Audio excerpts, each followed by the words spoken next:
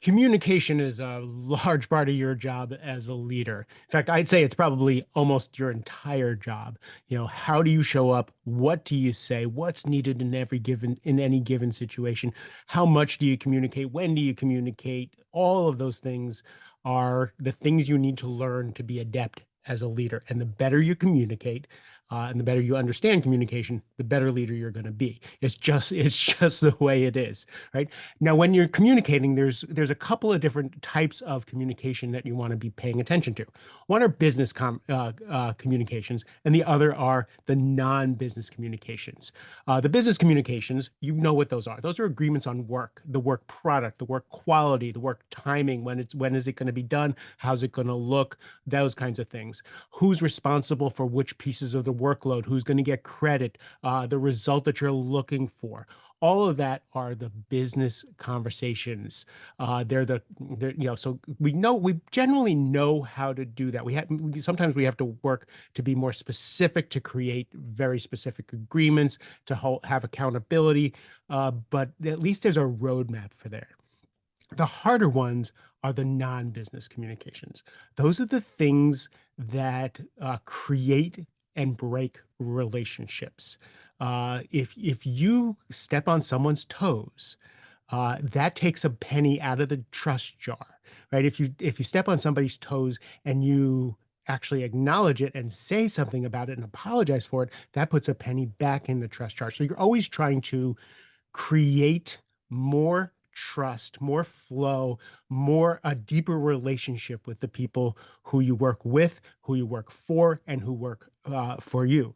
So non-business communications are like, have I stepped on your toes? Did I drop something out? I have agreements for it with my clients before we start any engagement. There's a set of agreements on how we communicate with each other.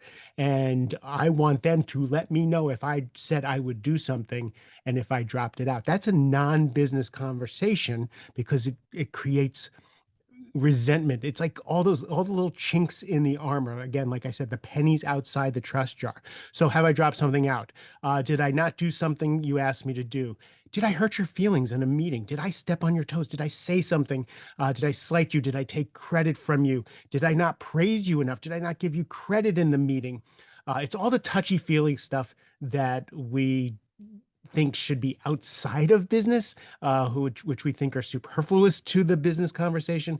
But again, it's always that underlying thing that's going on between people because everything we do is relationships. We may go to work and build a widget or move money around or buy companies or do all those things, but we do all of that through relationships. And if those relationships uh, have again, resentments, disconnects, slights, grudges, anything even if they're tiny, they build up over time. So we want to be able to have these real conversations. We want to be able to talk about and be real.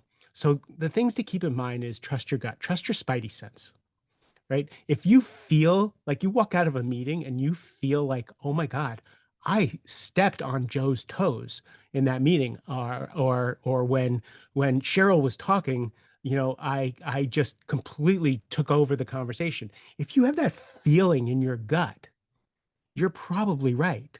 So going to them and say, hey, by the way, in that meeting, when you were making that point, and if I felt like I took it completely away from you in the meeting, did it feel that way to you? Like have that conversation. And Cheryl will go, yeah, you totally did that. And that pissed me off, but thanks for bringing it up. And you can say, look, that won't happen again. If I ever do that again, please bring it to my attention because that's not how I want to behave. She may also say, no, it was nothing. I felt fine. I was great. Like, I'm a big girl. I can handle this, right? And then it's nothing. Here's the other thing. She may say, it was no big deal, not a problem at all. And it actually was a big deal. But you're saying something and apologizing for it will make the difference. You never know. So check if something's going off. If you feel like something's a little bit off, it probably is. You're probably right. So your paranoia should check out.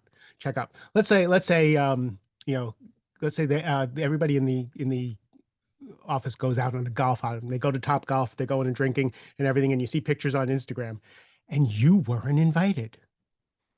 How do you react? Now, everything we react to is usually from our childhood. It's our conditioning.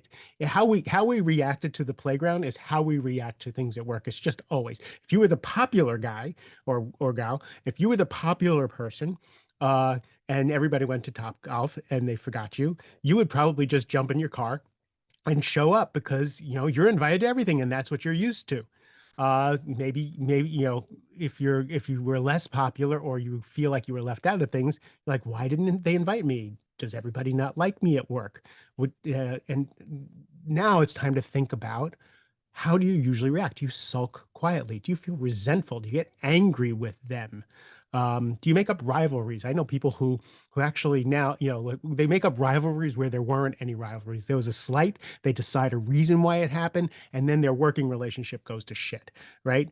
Do you complain to people? Oh, like, everybody on my team went out without me. They're just such assholes. Like, do you check yourself? Do you see when you do you react that way? Do you wind up complaining and mouthing off about it?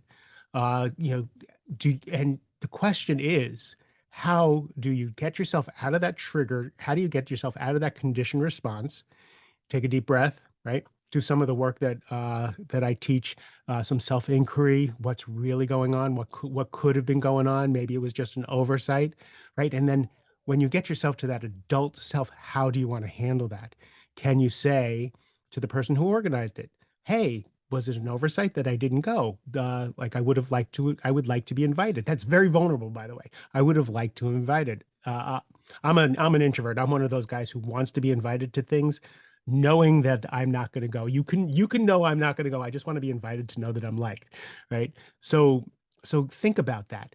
If things like that happen at work, uh, and I'll tell you, in your relationship with your kids, with your friends, if your spidey sense says something off, uh, use that as a trigger to go have a conversation. Hey, when such and such happened, I made it mean this, or it's just kind of going around in my head. What was really going on with that? I'd really like to know, instead of making things up. That strengthens your conversation. That makes healthy bonds. That puts dollars in the trust jar when you can bring things up. I have very clean relationships with most people because I trust my spidey sense and I go and check out things with people. Uh, Hope this was helpful. I love the fact that you are dedicated to your growth and throwing your hat in the arena for leadership every day. I love you. Have a great rest of the day.